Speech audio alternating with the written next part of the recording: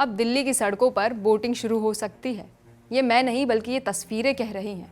अगर इस वक्त आप भी दिल्ली में हैं और बारिश के बाद घर की बालकनी से बाहर का नज़ारा देखते हैं तो शायद सड़क नज़र नहीं आएंगी।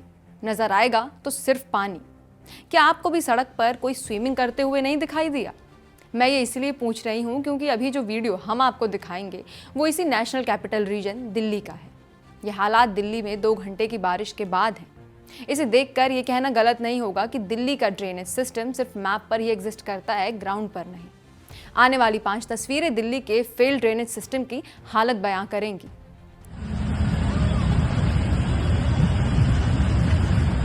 दिल्ली की सीएम रह चुकी अतिशी ट्वीट करती हैं, many congratulations to chief minister Rekha Gupta for starting water sports in Delhi.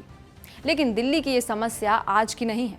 Congress सरकार से लेकर आम आदमी पार्टी दोनों के कार्यकाल में दिल्ली की तस्वीर यही रही है और बीजेपी की सरकार में भी कोई खास बदलाव देखने को नहीं मिला। ये वीडियो है दिल्ली के टिकरी कलान के गवर्नमेंट स्कूल का।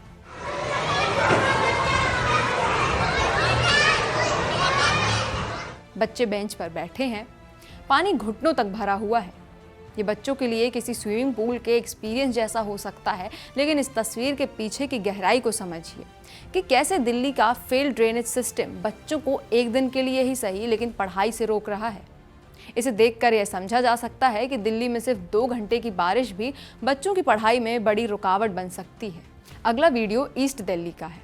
ये दिल्ली की सड़कों में भरे पानी की तस्वीर है जिसने सड़कों को नदी जैसे हालातों में बदल दिया। ये महिला सरकार से क्या कहती है, सुनिए। रवि जी, नाव चल गई है, जल्दी आइए, परपड़गंज वालों को बचाइए। आपने 2 साल पहले कहा था मैं नाव नहीं चलने दूंगा, लेकिन अफसोस नाव तो चल गई। जल्दी आइए विधायक जी, जल्दी आइए, जनता आपको ढूंढ रही है। विधायक जी आइए, आइए विधायक जी आइए। लेकिन इसके साथ आपको एक और वीडियो दिखाती चलूं जो ठीक 1 साल पहले यानी जून 2024 का है। आज जल भराव हो चुका है जिसको बार बार हम सदन में चिल्ला रहे थे कि पीडब्ल्यूडी के नाले साफ करिए।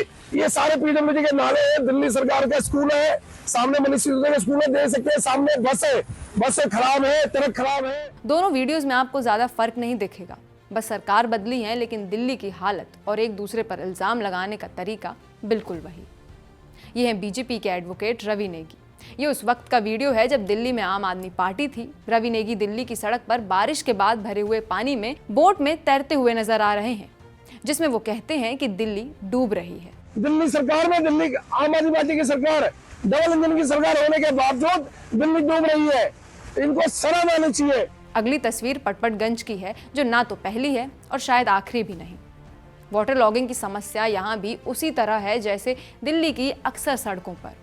एमएलए रविंद्र सिंह नेगी सफाई में कहते हैं कि बारिश इतनी ज्यादा हुई, जल भराव तो होगा ही। बिल्कुल जल भराव, बारिश खूब हुई है, जल भराव होगा, पर ईमानदारी से काम करा जा रहा है।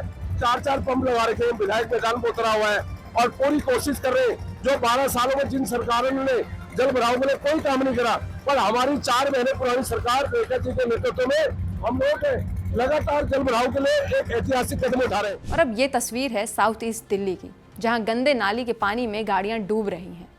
आप घर से बाहर होकर निकलते हैं और सड़क पर क्या देखने को मिलता है? घुटनों तक भरा बदबूदार पानी। दिल्ली के कुछ इलाके हर साल बारिश से बुरी तरह प्रभावित होते हैं।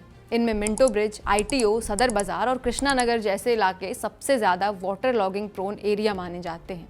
इसके अलावा ओखला और नांगलोई जैसे निचले इलाके भी हर साल डूबने की खबरों में रहते हैं। इन एरियाज में नालों की खराब सफाई और कमजोर ड्रेनेज सिस्टम वाटर लॉगिंग की सबसे बड़ी वजह है। दिल्ली में वाटर लॉगिंग की एक और वजह है सरकारी विभागों के बीच कोऑर्डिनेशन की कमी। दिल्ली जल बोर्ड, नगर निगम और पब्लिक वर्क्स डिपार्टमेंट यानी पीडब्ल्यूडी जैसे संस्थानों के बीच जिम्मेदारियों का स्पष्ट बंटवारा नहीं है, जिससे जरूरी काम समय पर नहीं हो पाते। उदाहरण के तौर पर साल 2024-25 में दिल्ली जल बोर्ड को पूरे साल के लिए 7,195 करोड़ रुपए का बजट मंजूर किया गया था, लेकिन मार्च महीने तक सिर्फ 473 करोड़ रुपए ही खर्च के लिए दिए गए। वहीं नगर निगम हर साल नालों की सफाई पर लगभग 100 करोड़ रुपए खर्च करने का दावा करता है, लेकिन जमीनी हकीकत में नालों की स्थिति जस की तस बनी रहती है।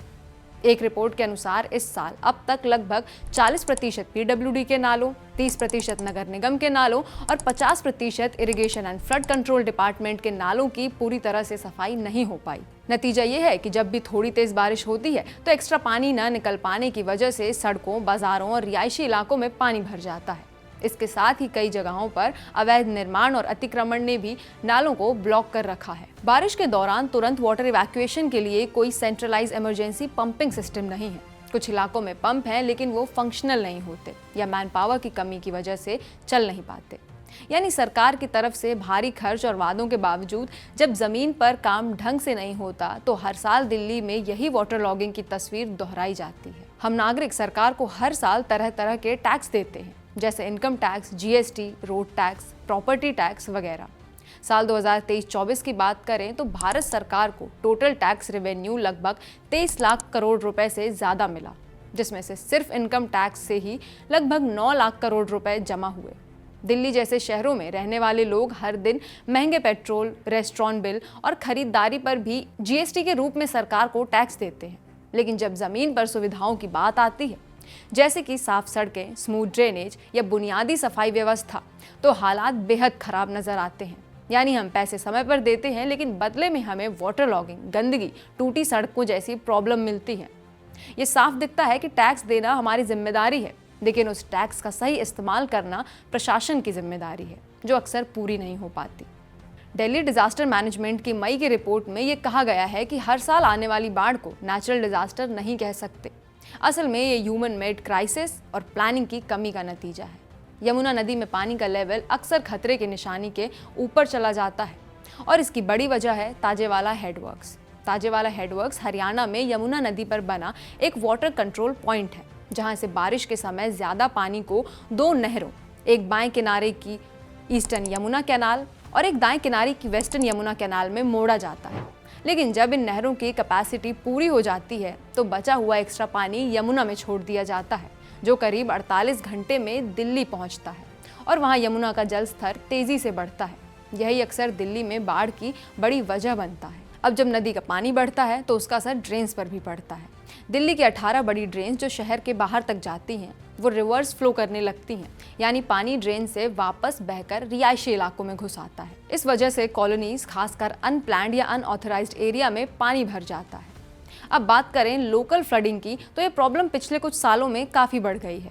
वजह साफ है, शहरों में लगातार कंस्ट्रक्शन हो रहा है। ज़मीन पर रोड्स, पेवमेंट, कंक्रीट बिल्डिंग्स बढ़ गई हैं और ज़मीन के पास पानी सोख करने की जगह ही नहीं बची। जब भी थोड़ी भी तेज़ बारिश होती है तो पानी एक जगह इकट्ठा हो जाता है और नीचे बसे इलाकों में भर जाता है, जिसे हम फ्लैश फ्लड कहते हैं। इसका सबसे ज़्यादा असर उन लोगों पर पड़ता है जो यमुना के फ्लड प्लेन्स में बसे हैं, यानी रिवर बेड के अंदर या एम्बैंकमेंट्स यानी नदी के किनारे बने मिट्टी या कंक्रीट के बांधों के उस पार। यहाँ करीब 15,000 से ज़्यादा परिवार रहते हैं जो हर साल बाढ़ में सबसे पहले अफेक्ट होते हैं। इन्हें बार बार इवैक्यूएशन का सामना करना पड़ता है और टेम्परेरी शेल्टर्स में रहना पड़ता है। एक और बड़ी दिक्कत है फॉल्स सेंस ऑफ सेफ्टी। जहाँ एम्बैंकमेंट होते हैं तो लोग सोचते हैं कि अब खतरा नहीं है और वहाँ कंस्ट्रक्शन शुरू कर देते हैं, लेकिन जब ये एम्बैंकमेंट्स टूटते हैं, जैसा कि 1977, 1978, 1988 और 1995 की मेजर फ्लड्स में हुआ, तो पूरा प्रेशर एक ही जगह से निकलता है और तबाही कहीं ज़्यादा होती है। साफ है, बाढ़ सिर्फ बारिश की वजह से नहीं आती, खराब प्लानिंग, खराब ड्रेनेज सिस्टम और नेचर के साथ छेड़छाड़ का नतीजा है। जब तक हम ड्रेनेज सिस्टम को अपग्रेड नहीं करेंगे, रिवर बेड सेटलमेंट को सुरक्षित जगहों पर नहीं ले जाएंगे और इंटरस्टेट कोऑर्डिनेशन इंप्रूव नहीं करेंगे, दिल्ली हर साल इसी बाढ़ और राहत कैंप के चक्र में फंसी रहेगी। दिल्ली की सड़कों पर हर साल बारिश के बाद पानी भर जाना एक मुश्किल बन चुकी है। ड्रेनेज सिस्टम पुराना है, कई नाले समय पर साफ नहीं होते और अलग अलग डिपार्टमेंट्स के बीच काम का तालमेल कमज़ोर है। और बात यहीं ख़त्म नहीं होती। हर साल बरसात से पहले बड़े बड़े दावे होते हैं कि इस बार वाटर लॉगिंग की दिक्कत नहीं होगी, लेकिन ग्राउंड पर नतीजा वैसा ही रहता है। ज़रूरत इस बात की है कि सफाई का काम केवल दिखावे का न रह जाए, बल्कि उसे मॉनिटर भी किया जाए, जैसे जीपीएस या रियल टाइम टूल्स के जरिए। साथ ही जो भी पैसा ड्रेन्स और इंफ्रास्ट्रक्चर पर खर्च होता है, उसकी पूरी जानकारी लोगों के सामने रखी जाए। इसके लिए एक व्हाइट पेपर जारी किया जा सकता है, जिसमें बताया जाए कि किस विभाग ने कितना बजट लिया, कितना खर्च किया और उसका इस्तेमाल कैसे हुआ। जब तक जवाबदेही और ड्रेनेज सिस्टम फिक्स नहीं होता, दिल्ली की सड़कें तालाब बनी रहेंगी, बच्चे स्कूल में फंसे रहेंगे, लोग बारिश में निकलने से डरते रहेंगे और ये मौसम की बारिश जो लगनी तो खूबसूरत चाहिए थी, ये हमें डराती रहेगी।